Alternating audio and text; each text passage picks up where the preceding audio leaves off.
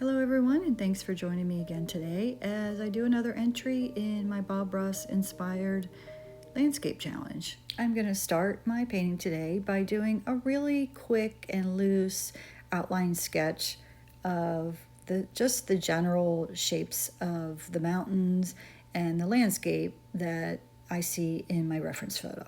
I'm not worrying too much about having really perfect lines.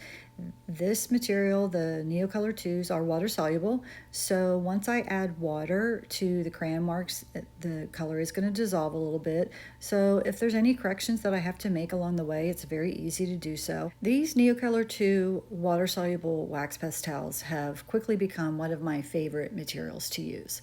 My name is Kathleen, and I'm a teacher and an artist, and I use a lot of different materials. I've pretty much painted and drawn with every art material you can think of. I started in oil and moved to acrylic painting. I do mixed media. I've used oil pastels, chalk pastels, ink, pretty much everything. And I really like the Neocolor 2s because they're very versatile.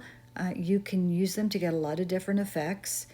You're really getting 3 tools in one. You can draw with them, you can color, and you can also paint. I think they're very forgiving, and the colors are really intense and really bright, and they're just a lot of fun to work with. Once I finished my outline drawing of my mountains, I filled in a little bit with my crayon just to add some darker value and some heavier pigment. And then I picked up a round watercolor brush and I just started dipping my brush in some clear water and adding it to the crayons. And you can see as I move along, that water is dissolving the crayon. I'm using a mixed media paper here. You could use a watercolor paper or a mixed media paper. As I add the clean water, I do use a paper towel occasionally to lift some color. If I feel like the color is a little bit too dark, you can take a paper towel and just tap it on the paper and it lifts if you have extra water. Sometimes I put too much water on the paper, or if you've put too much color down. I also like the effect that it gives me. It gives a little bit of an uneven texture to the painting. So now I'm just coming in and blending some of the green into the mountains, and I want a really soft and expressive look here. So I'm not laying down a lot of color.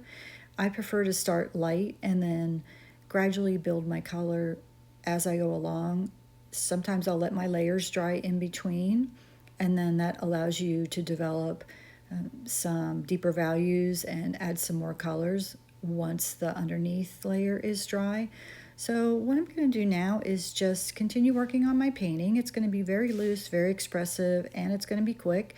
And at the end, I'm going to show you a side-by-side comparison of the original reference photo that I used, which was from my Bob Ross daily calendar, and my finished painting.